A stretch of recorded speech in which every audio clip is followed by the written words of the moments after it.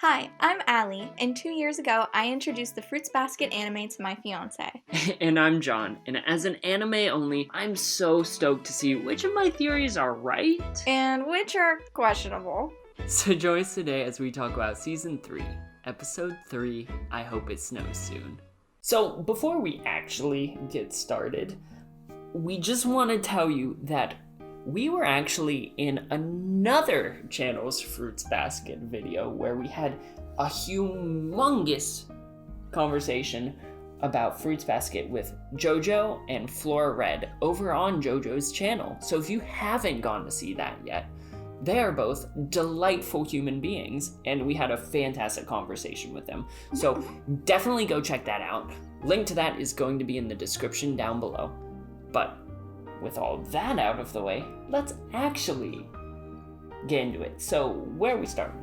Alrighty, well, I have a disclaimer of my own. Oh, so many disclaimers today. So, I just wanted to give you a little bit of manga info. So, in the manga, we would have opened this whole episode with Yuki turning down a girl. As one does, as one does, as quite always. Frequently. Yeah. Par for the course. And also Motoko asking to meet with him later. Oh. So you would have gotten a little bit of a primer on that. Oh. I would have liked a primer because the way they set that scene up was very unkind to my little Yuchi shipping heart.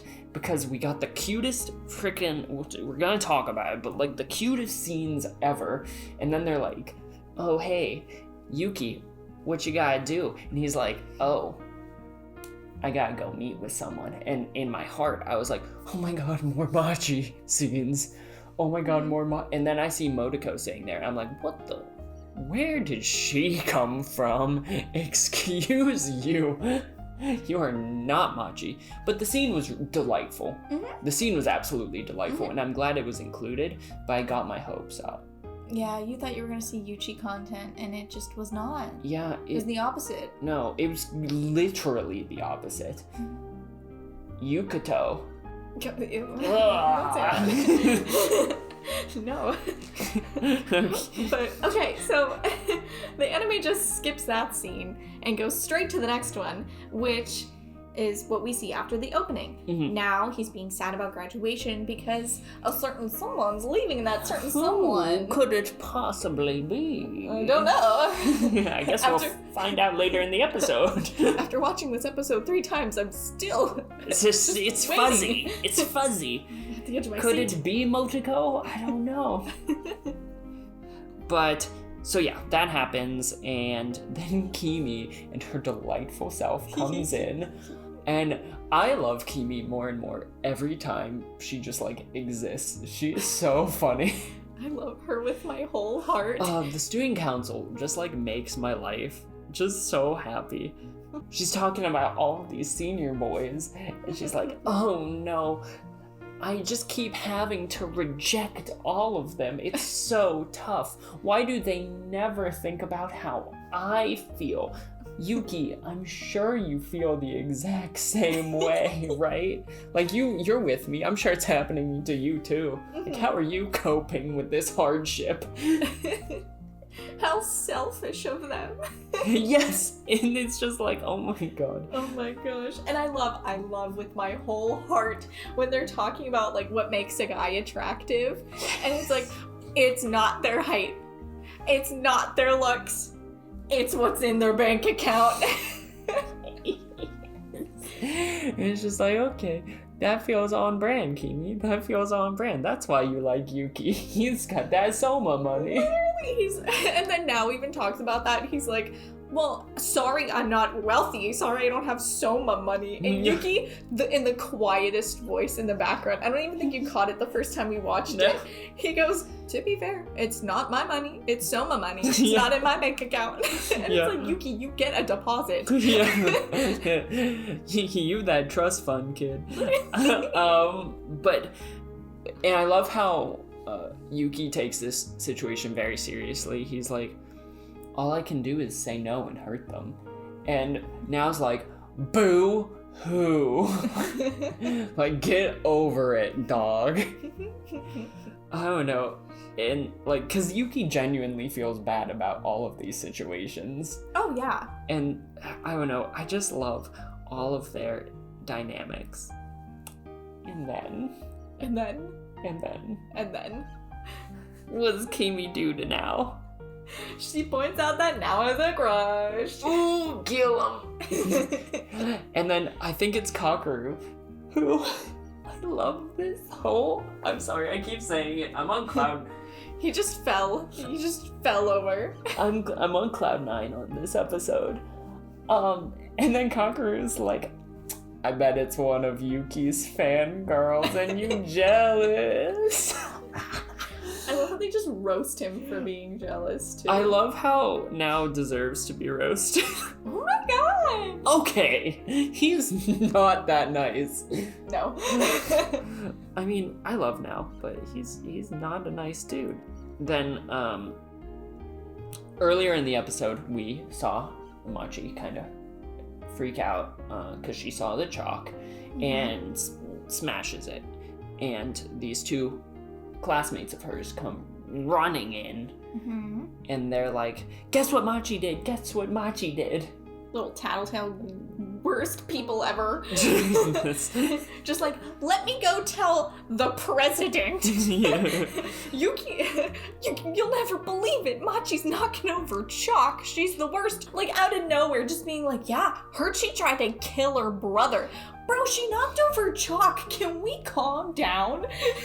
And like, this is the most high school thing I've ever seen in my life. Oh, amen. Where it's just like, hey, this person who I marginally don't like, let me spread the worst rumor about them possible. Every time. Yeah, so that happens, and Yuki's like, weird. Okay. Then we see Machi show up in the door. And she flee. She run. And then they're like, see, told you it's true. She wouldn't run away if it wasn't true. And it's like, no, you just told everyone that she tried to kill her brother. I don't think that you can usually remedy a situation like that right away. Yeah, like, who wouldn't be mortified? Like, how do you defend yourself against that? Because it's just like, who would admit to it? So if you deny it, then that's almost like, since you're denying it so hard, then that almost makes you seem more guilty of it. Yes, flee, run away, guilty, be super defensive, guilty. Like, there's no winning. There's absolutely no winning, because she can't prove it. She's tried multiple times, and like, no one ever believes her, so why would this be any different? So like, I don't blame her for running. And then we kind of get those flashbacks to her just wonderful parents. Wonderful. Just the best. Parents of the year. Move over, Kazuma. They're the worst. And so then Yuki and Kakeru are walking. They're just walking, leaving school. And Kakeru admits that, yeah, sure, that's like pretty close to the truth from what he's heard, but he's heard it from their parents. So, like, not the most reliable source, and he recognizes that. So, you know who is the most reliable source? Machi! Let's go to her apartment. Which is not at all attractive in any way. No, it's not sexy. Yeah, I was censoring, but okay, let's go with that. Yeah, so this whole thing, this whole situation, makes me really, as if I didn't already, but like Kakeru. You like Kakeru? I have some pretty positive feelings towards Kakeru. This is such news to me. I know. Complete 180, right? I thought you hated him. I mean, you know, he has his flaws, but who doesn't? But yeah, because I feel like this whole situation is Kakeru almost playing like puppet master with Yuki and Machi, getting Yuki to the apartment, because there's no way that he has not noticed Machi has been brightening up around Yuki in a way that she never has before. And so Kakeru, like, having that intelligence, which he's a very brash, like, human being in a lot of ways. Yeah. Like, he is very outspoken, he is very hyperverbal, but he is also perceptive to a fault. Like, nothing gets by him. And so the fact that he's like, yeah, it's pretty much true. Like, I've never heard otherwise from anyone. And then he's like, let's go hear it from her. Means he's not actually bought into this, like, at all. Like, unless she admits it, he's like, let's go see. Like, you're the only one who will figure it out. Yeah. True. That is so true. But then he gives Yuki whiplash going from topic to topic, and he shares a story about Machi leaving footprints in the snow. So he walks out one day and she's just, they were at some family function, and she's just walking in circles, leaving the footprints in the snow. Yeah. And like, he never forgot that. And I mean, putting 2 and 2 together, Yuki's like, breaking chalk, footprints in snow, doing detective work here. Yeah. He's on the case. I am familiar with familial trauma. I think I've also had an issue with my mother being nuts about perfection. The dots are lining up. Can relate. And then they get there. I love, oh my god, the arrows, the panic, the closing the door, the red faces, the chaos. It's so cute. Oh my gosh. Like, I love how anytime she has any interaction with Yuki, like, her whole being blushes. Yes. Yes. It's so precious. They're perfect.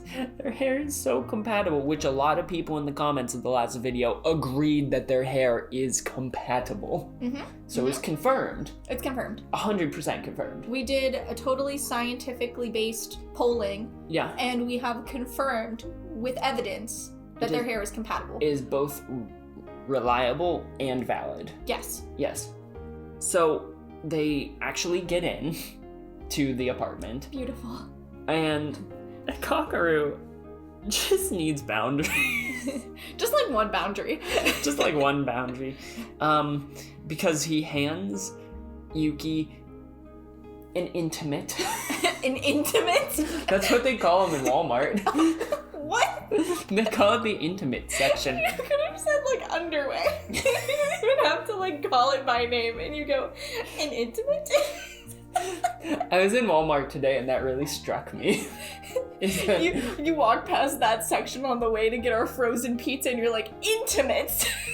I'm gonna use that in the podcast. That's the word I'm gonna use. Oh no, we're derailing. Okay. This is chaotic because we're both like really happy about this episode. So thank you for joining with us on today's podcast. I think we're also hopped up on spray paint fumes. Oh yeah, we were spray painting centerpieces. That's unimportant to this. We're getting married soon. It's fine. We're not scrambling to make decorations. It's fine. Okay, anyways. No, it's good. It's good. Back on track. Okay. So, yes, Kyoru hands Yuki one of Machi's intimates. And so then I love when they show the slap is from Yoon, not Yuki. The slap is from Yoon, and the hit on the head is from Machi, and he's like, "I'm gonna take out the trash now." Which was always his plan, to leave them alone. Exactly. Because the man is a stone cold killer. Like, it would have all gone perfectly if he turned off his ringer. Yes. Oh my gosh. Kyoru is literally the Momiji of the student council. Shut up, that's so accurate. They're both like really eccentric and really quirky, but like low key, like on point. I think Momiji's probably an overall better person, but like, I mean, but like, the parallels are there. Yes. But so, as they're talking, Yuki and Machi, and he kind of tries to get to the bottom of like what's going on with her. She says that my parents didn't believe me. no one did. I'm done trying to convince people. That's so sad. Like, she has been broken down so much. Like, she has essentially been gaslit into saying, like, you did this, you did this, you did this, you did this, when she's like, I didn't. And it's not like she thinks that she did now, but she's just been beaten down so much that she's like, I'm not even gonna argue the fact that I didn't do it anymore. Like, if you want to believe that, like, whatever. Yeah. And one of my favorite parts of this scene is Yuki putting tape over the broken window, because symbolism time with Allie, but like not quite, just like symbolism adjacent. Okay, so I feel like we've all heard that saying that's like, oh, you can break a vase and drop it on the floor, but even if you glue it back together, the cracks are still there. And like, that's always what broken glass reminds me of, is when people would say that all the time, like, you can't take it back, and blah, blah, blah. And that was always so obnoxious to me, because it's like, whatever, who cares? And that's kind of like not the exact approach that Yuki is taking, but like the idea that he isn't trying to fix her. He isn't trying to like replace the glass. He's not trying to replace Machi and her emotions and her feelings and what she's gone through. And he's not trying to fix her. He's just patching things up, helping her feel better, so it's a little less dangerous. Yeah. Because right now she's being a danger to herself by putting herself through these living conditions and putting herself through all this stress and all of this negative self-talk, which not ideal, not good, not healthy.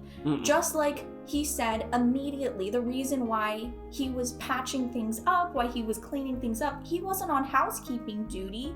He was just noticing that broken glass is kind of dangerous. And that's the only comment he made about her living situation. Pretty much. I think he made one other comment, but it was like kind of a joke coming from like a, I live in this kind of filth too. But yeah, like the funny. Jungle. Yeah. The toxic jungle.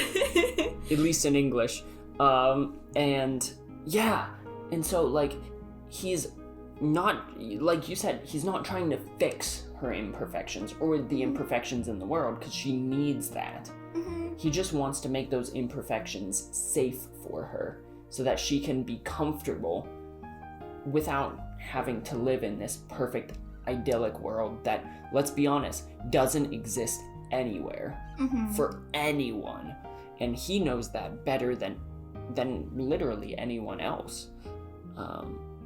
And so because he knows that this perfection is bad for her, I love that imagery in the episode of the tightrope, essentially. Yes. That tightrope of light, and it's just darkness on either side.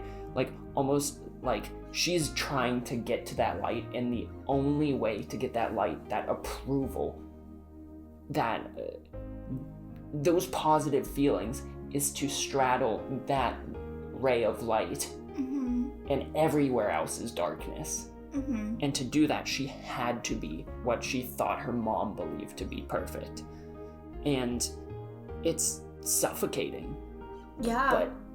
But like, I adore the fact that she gets this affirmation for being imperfect. Because that's all she's ever wanted, is just those words of affirmation.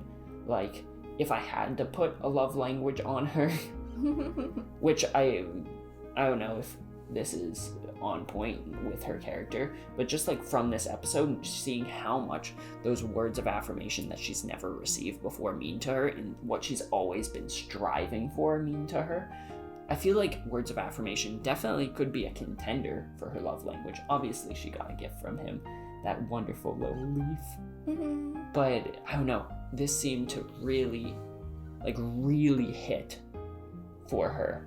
And when she talks to Yuki, that tends to be the trend. Yeah, definitely. And the one scene that hit me the most about her backstory was when her mother was complaining after the birth of her son. And she's like, yeah, we have a boy now, it's gonna be so much better for everyone. And then she goes on to complain about Machi not having an interesting personality. And that's so upsetting, because Machi has tried so hard to be perfect for her mom. She's had good grades. She's done everything that she can do to be perfect. And her mom isn't recognizing the amount of work that Machi has put in. She's just saying, yeah, sure, you get good grades, that's cool, but you don't have an interesting personality. So, gross. And then Machi's upset by that, and her mother goes, I suppose I do share some of the blame. I did raise you. Clearly I went wrong somewhere. Which I feel like so often in life you see these shows, or at least I have, where the parents are like, I did everything I could. I tried to parent you the best that I could. And every time I would see that, I would think, why can't they just recognize that they messed up? Like, obviously they made a mistake. Why can't they just say that? And here is a perfect example of a parent saying, yeah, sure, I messed up.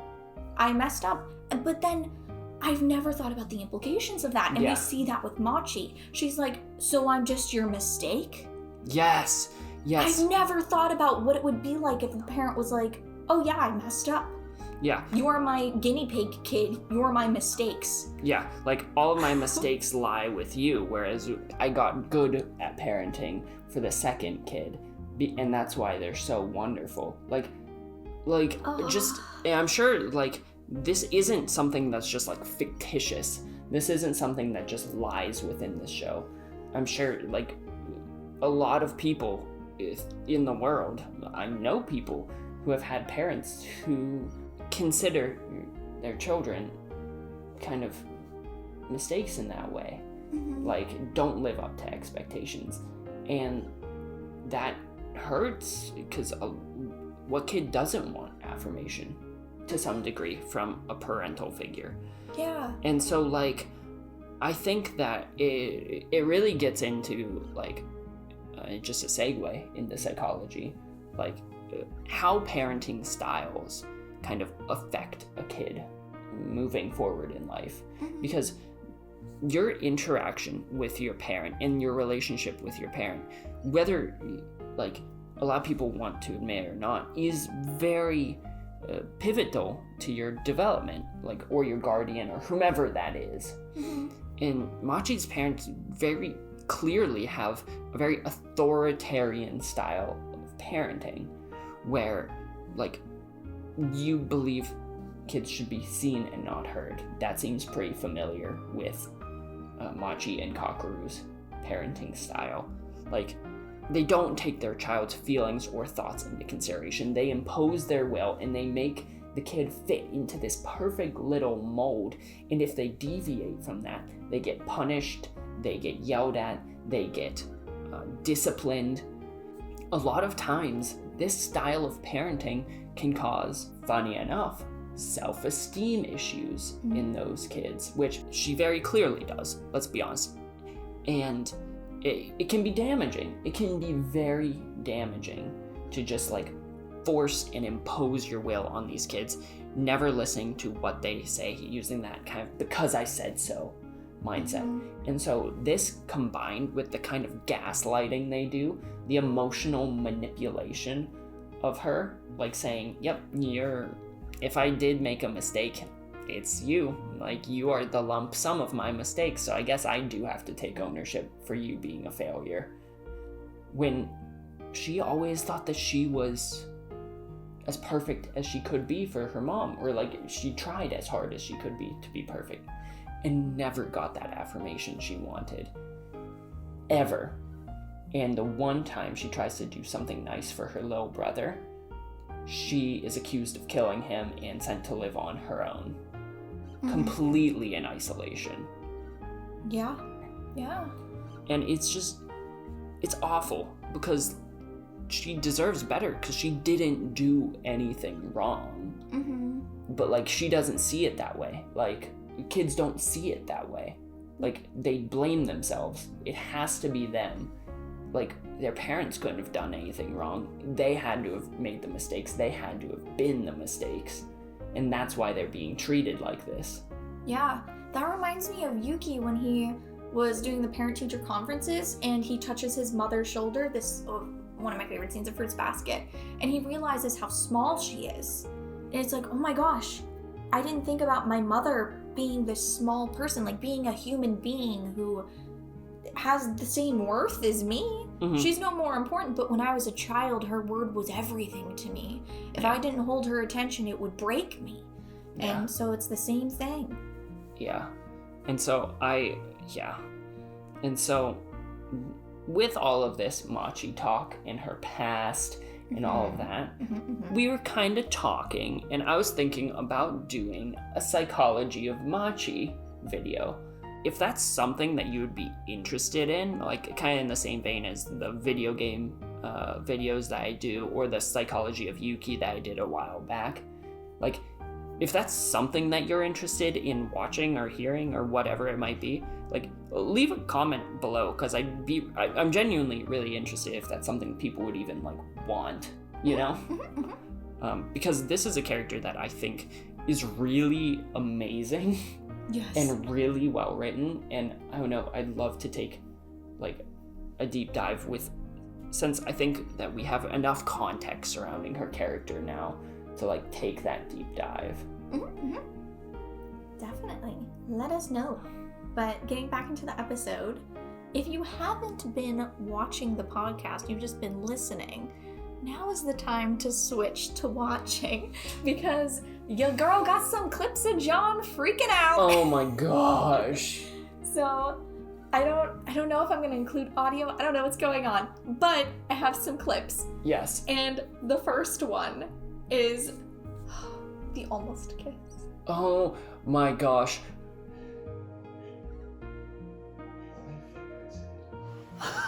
No.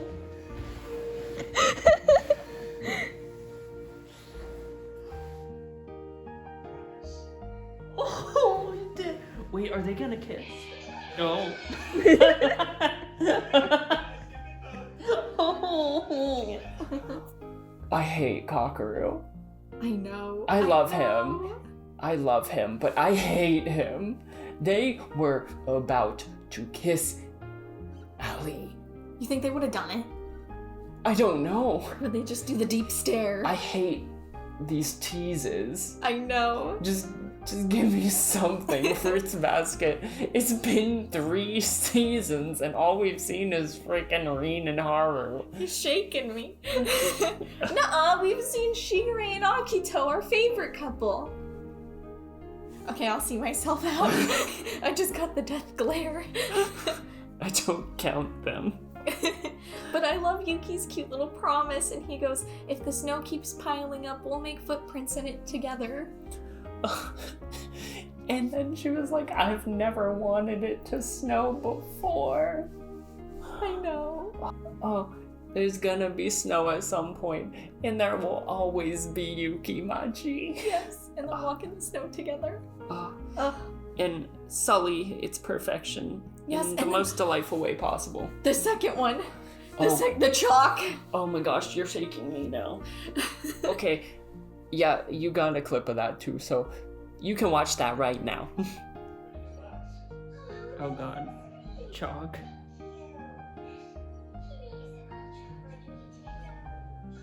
Uh-oh.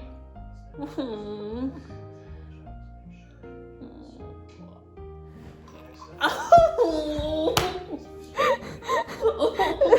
The grab.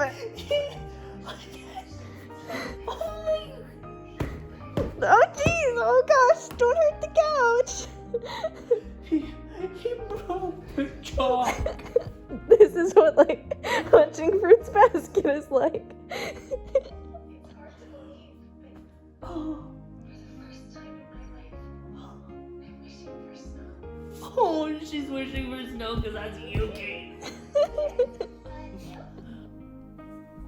I just love this scene. I just love. Oh my god, I can't. He breaks the piece without even missing a beat. He didn't even like stutter. No. He didn't look. He just saw the chalk, like out of his peripheral or something. He saw the chalk. He like felt her vibes. Mm-hmm. And then little rat boy broke the chalk. Yeah. Oh. It's just I've never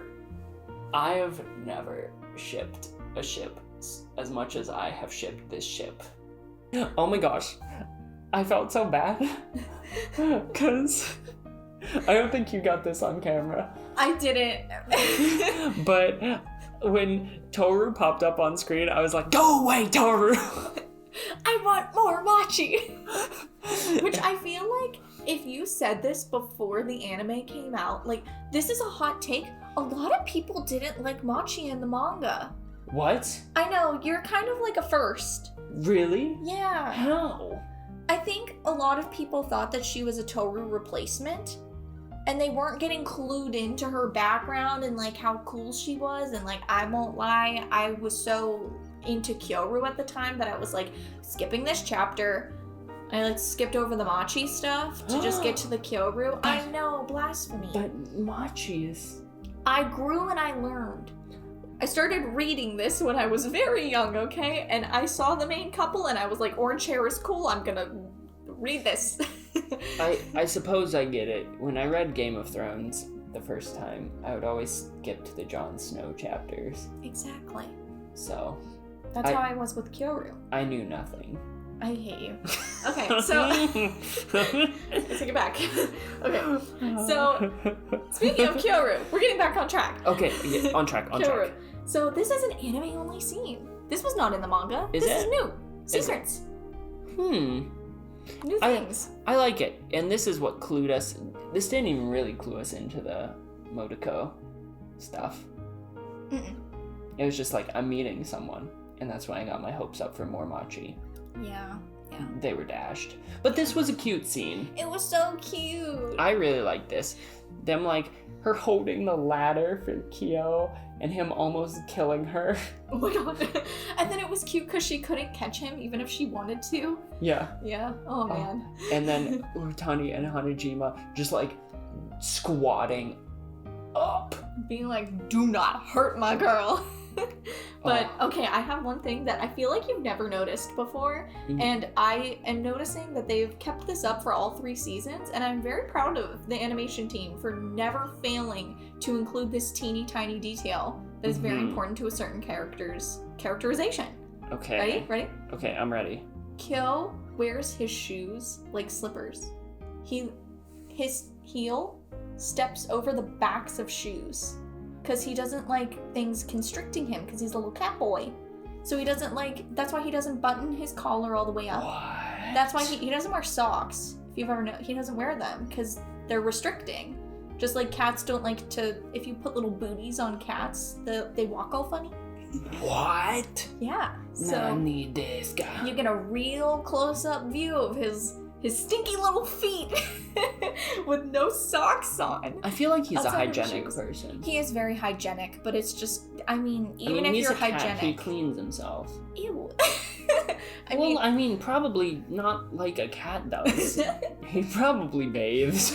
He does. He like a bathes human. regularly. I just imagine him like treating himself like a cat. Okay. Anyway.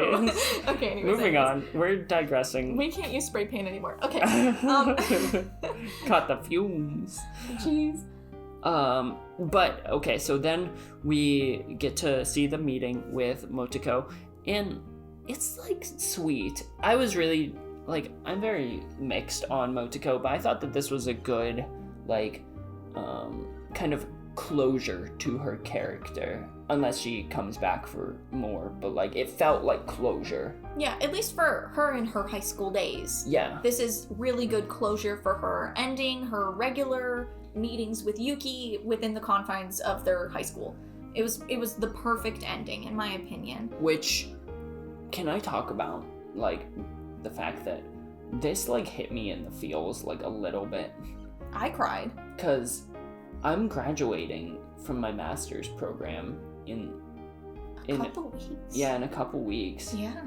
And so like, it's like, oh my gosh, I vibe so hard with you right now. Like saying goodbye to like the things that you're so accustomed to. Because their high school is 3 years, right?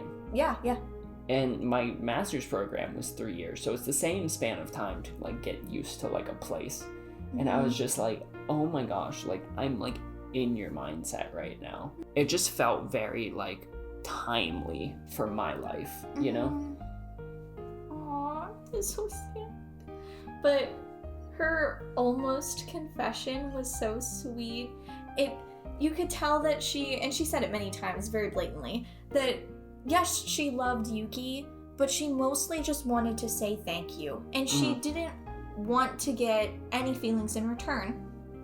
She even said, please let him understand I'm not doing this to get anything from him. I'm not expecting him to return my feelings. I had so much fun here, and I'm truly glad to have met him. And then out loud to him, she just says that she wants more happiness for him. And it's so sweet that Yuki doesn't have to turn this girl down. He even tries. He starts a sentence, and she's like, no, I'm feeling happy right now. I can't handle anything that you're about to say. I will cry. I just wanted to say thank you. It's so good because, like, she has been in very few episodes, but she has had a distinct character arc. Mm-hmm.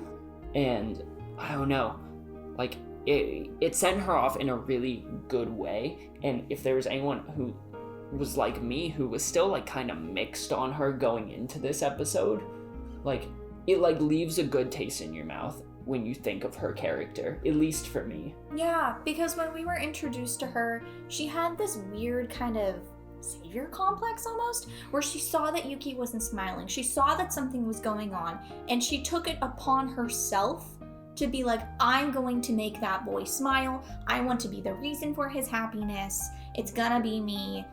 Even though they were restricted as the Yuki fan club and all of those rules and things like that, she still hoped it would be.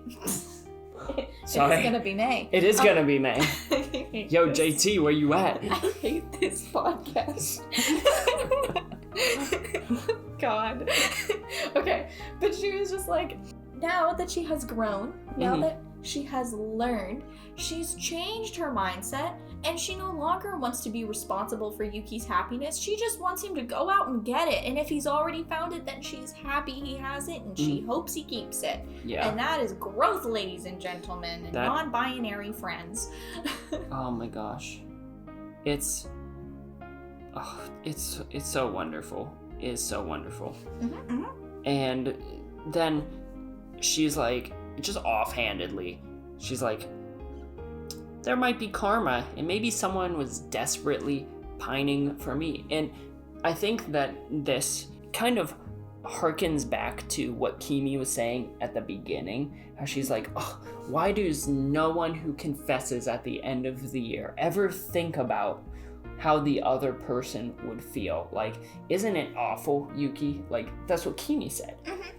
And I love how this scene completely, like, subverts that. Like, she acts like it's this awful thing, like such a drag, and Yuki was kind of in that boat too.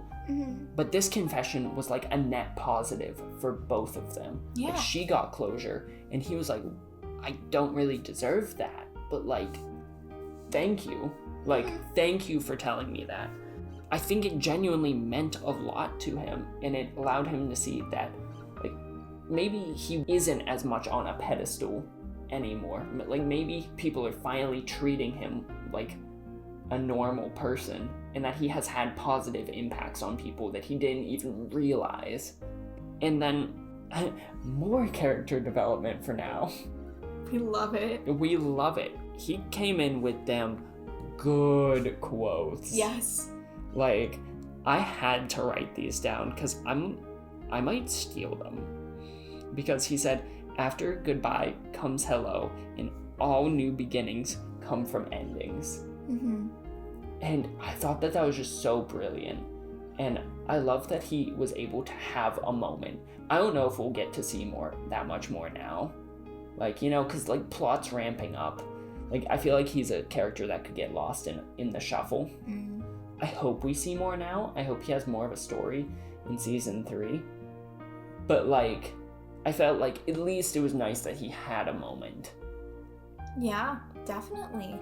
And you had an interesting little comment about the placement of that quote. So, I just think it's curious that he says, after goodbye comes hello, and all new beginnings come from endings. And then we see the birth of Hiro's little sister, Hinata. Yes. Which, Oh, it's so sweet. Hiro's a big brother, and most importantly, their mother is the best mother. Yes, because she's like, I'll hug you both. I'll make sure that even if you turn into a sheep, like, it'll be fine. Like, we'll be good. I want you to hug your little sister, no matter what happens. And Mama's got you. she's just the best mom. But I think it's curious that we see that happen. Yes. And then it is completely